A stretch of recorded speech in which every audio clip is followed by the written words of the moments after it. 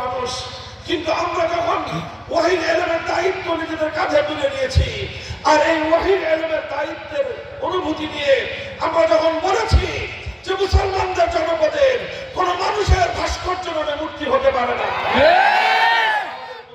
রাষ্ট্রশক্তি তার সমস্ত শক্তি নিয়ে, তার সমস্ত বাহিনী নিয়ে আমাদের বিরুদ্ধে ঝাঁপিয়ে পড়েছে, স্টিমরোলার চালিয়েছে, কারাগারে নিক্ষেপ করেছে, বছরের পর বছর অন্ধকার কারা প্রকোষ্ঠে আমাদেরকে দিন গুজরান করতে হয়েছে। আমরা সব কিছু হাসি মুখে বরণ করে নিয়েছি, তাওহীদের ঠান্ডা জালেমের সামনে মাটিতে লুটে পড়তে দেই না।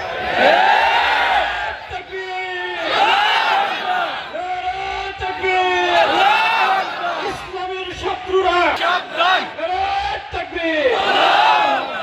সামান্য হিম্মত সাহায্য করেছেন, আমরা সামান্য হিম্মত করেছি, সাহায্য করেছেন আমার আল্লাহ। আল্লাহর পক্ষ থেকে সাহায্য এসেছে।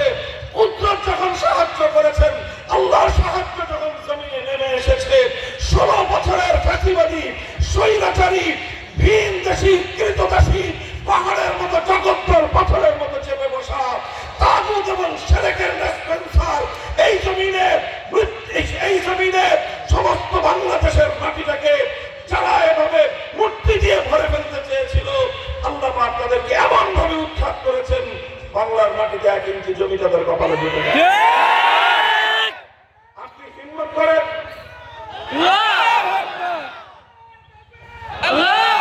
হিম্মত করেন, সাহায্য করবেন কে? হিম্মত করেন, সাহায্য করবেন কে?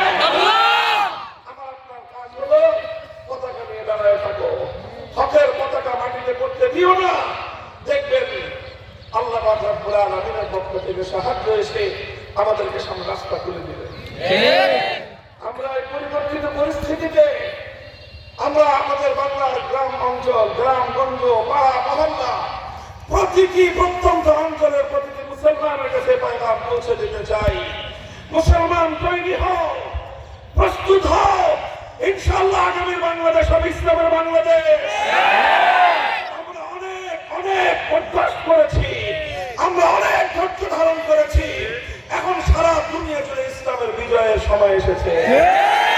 পশ্চিমা সভ্যতার কাছে যারা হীনমন্য, যারা নিজেরা আত্মস্বীকৃত ভাবে যারা পরাজয় বরণ করে আছো, নিজেদেরকে পরাজিত শক্তি মনে করতেছো, যারা মনে করো আমেরিকার কাছে তোমরা মাথা বন্ধক রেখেছো, যারা মনে করো রাশিয়া অথবা চায়নার কাছে মাথা বন্ধক রেখেছো, যারা মনে করো ভারতের মতো উগ্রবাদী সুপার পাওয়ারের সামনে তোমরা মাথা বিক্রি করে দিয়েছো, তোমরা তোমাদের মাথা বিক্রি করে থাকো। আমরা মাথা বিক্রি করি নাই, আমাদের মাথা এক আল্লাহর সামনে নত হয়, আর কারো সামনে।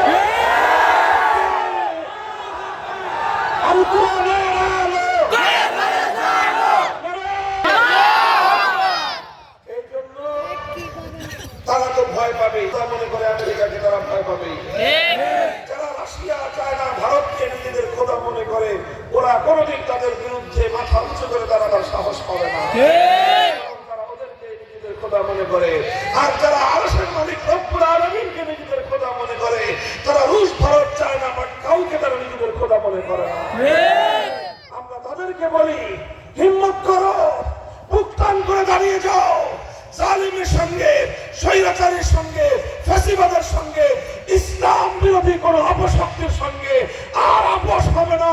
আমাদের বাংলাদেশ, আগামীর বাংলাদেশ হবে ইসলামের বাংলাদেশ, খেলাফতের বাংলাদেশ। বাংলাদেশ খেলাফত মজলিস জিন্দাবাদ, জিন্দাবাদ, জিন্দাবাদ, তাকবীর। বুখারী রাহমাতুল্লাহি আলাইহি সর্বশেষ যে অধ্যায় আমি আপনাদের সামনে পাঠ করেছি, সেই অধ্যায়ে উম্মতকে দুটি শিক্ষাই দিয়েছেন। তিনি সাব্যস্ত করেছেন যে মুসলমানদের কথা, ইসলামের বিশ্বাস, আল ওয়াজনু হাক্কুন, ওজন হবে। আল্লাহ পাক বান্দার আমল ওজন দিবেন, সন্দেহের কোনো অবকাশ নাই। একদল মানুষ ওজনের বিষয়ে সন্দেহ করে। কেন সন্দেহ করে? কারণ বিষয়টা তাদের বুঝে আসে না যে আমল ধরা যায় না, ছোঁয়া যায় না, স্পর্শ করা যায় না, এটাকে আবার ওজন দিবে কিভাবে। কিন্তু ইসলাম বলেছে না, ওজন হবে। ইমাম বুখারী রাহমাতুল্লাহি আলাইহি মানুষের আমলের ওজন দেওয়াকে তিনি সাব্যস্ত করেছেন এবং প্রমাণের দ্বারা তিনি প্রমাণিত করেছেন। কি প্রমাণ দিয়েছেন? দুটো প্রমাণ দিয়েছেন। এক নম্বর প্রমাণ আল্লাহর কোরআনের আয়াত, ওয়ানাদাউল মাওয়াজিন আল কিসত লিয়াউমিল কিয়ামাহ। কোরআনের আয়াতের দ্বারা সাব্যস্ত হয় আল্লাহ পাক কিয়ামতের দিন মানুষের আমল পরিমাপ করার জন্য আল্লাহ পাক ব্যবস্থা স্থাপন করবেন, যেটার দ্বারা আমল পরিমাপ করা যাবে। কোরআনের দ্বারা যেহেতু প্রমাণিত হয়েছে আল্লাহ পাক মানুষের আমল ওজন দেওয়ার ব্যবস্থা স্থাপন করবেন, দ্বিতীয় প্রমাণ দিয়েছেন আল্লাহ নবীর হাদিসের দ্বারা। আল্লাহ নবী বলেছেন কালিমাতান, দুটি কথা এমন রয়েছে, হাবিবাতান ইলার রহমান, যেই দুটি কথা রহমান আল্লাহ নবীর অনেক বেশি প্রিয়। খফিফাতান আলাল লিসান, মুখে উচ্চারণ করা খুব সহজ, কিন্তু সাকিলাতান ফিল মিজান, কিয়ামতের দিন আমল পরিমাপ করবার যন্ত্রের মধ্যে এই দুটি কথার নেকি অনেক ভারী হয়ে যাবে। দুটি কথা হলো দুটি তাসবিহ। এক নম্বর তাসবিহ হলো সুবহানাল্লাহি ওয়া বিহামদিহি, দ্বিতীয় নম্বর তাসবিহ হলো সুবহানাল্লাহিল আযীম। হাদিসের দ্বারা প্রমাণিত হলো যে কথার মধ্যে ওজন আছে, কথার মধ্যে